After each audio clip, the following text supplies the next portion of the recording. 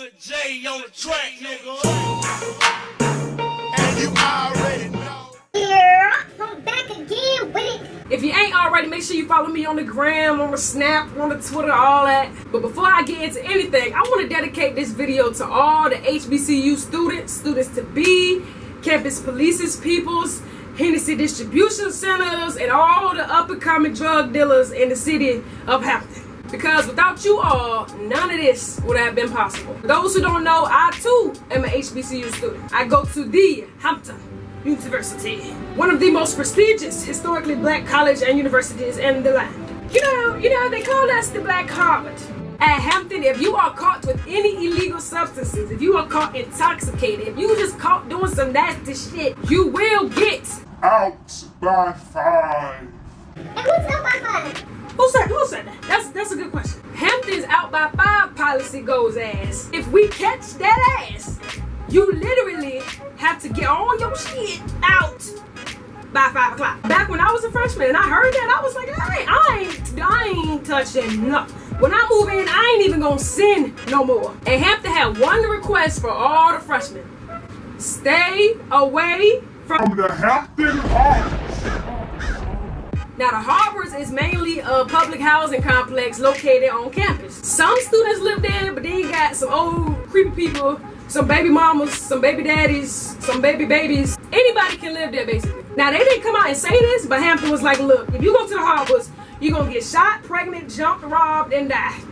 Now, it's not like that at all, trust me. But as a freshman, I didn't know no better. So one day, my friends is like, hey, yo, Chelsea, let's go to a party. Let's go to a party. I'm like, shy back. Shit, I'm thinking some bitch. So we get dressed. Look, I put on my favorite everything on. I was ready, boy. So we walking. We keep walking.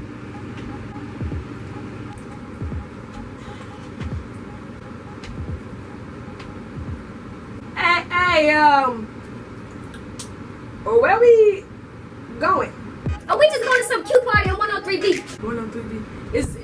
Is that a club or? Nah, stupid. Well, y'all stupid, cause we ain't even supposed to be here. Now I wasn't about to walk all the way through the wilderness back to my dorm by myself, and I didn't want to seem like no little pussy pop. So I went. Never been to a college party before. Never been to an apartment party before. I didn't know how this shit worked. Hey, we ain't gonna get no wristbands or nothing. Nah, stupid. We get in there, y'all. It was hot. It was so hot, my vision got blurry. I started seeing mirages and shit.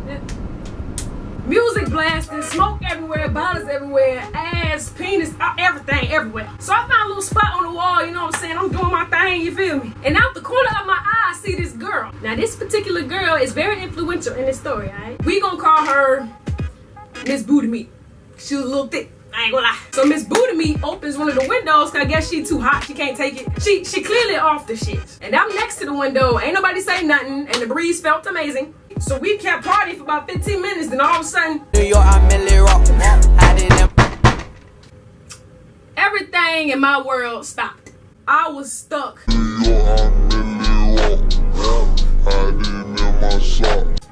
At that point, my life as I knew it was over. How I'm gonna tell my mama I got kicked out of school on the first week? I don't know. How I'm gonna pack all my shit up before 5 o'clock? I don't know. How I'm gonna beat both my friends' ass simultaneously? I do not know. So the cops like, I'm gonna say this one time. Shut this shit down or I'm reporting it to the school. I'm like, look, you ain't gotta tell me once, nigga. Matter of fact, can I ride with y'all back? So the cops end up leaving. Now the guy whose apartment it was, he was pissed off. Yo, who opened the fucking window? Look, this is my motherfucking house. Nobody touch no motherfucking windows unless y'all pay my motherfucking bills. Y'all, I wanted to snitch so bad. Sir, I just want to say, I know this your motherfucking house, cause it's not my motherfucking house. I don't pay no motherfucking bills. But this girl over there, she opened your motherfucking window, sir. I ain't say nothing. He just ended up closing the windows. The music won't get out. Party went on. My friend still won't try to leave. I'm still there after the cops threatened all of us in this hot ass, musty ass, breaking all health code violations ass living room.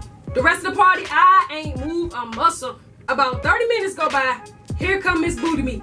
She go back to the window, look at me, and ask me, Hey, you know how to open this window? No. No, she opens the window again, y'all. And I ain't want to close it back because this ain't my motherfucking house. I can't touch no motherfucking windows. I don't pay no motherfucking bills. She opened the window, then she went right back into the crowd like nothing happened.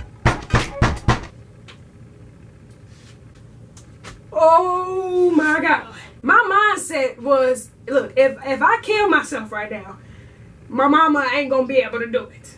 So I peed a little bit that night. I never told nobody that.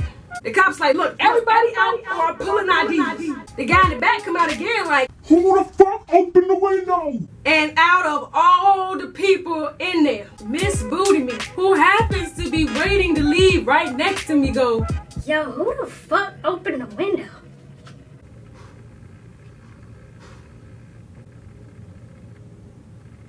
at that point, I was like, you know what? I'm done with all this shit.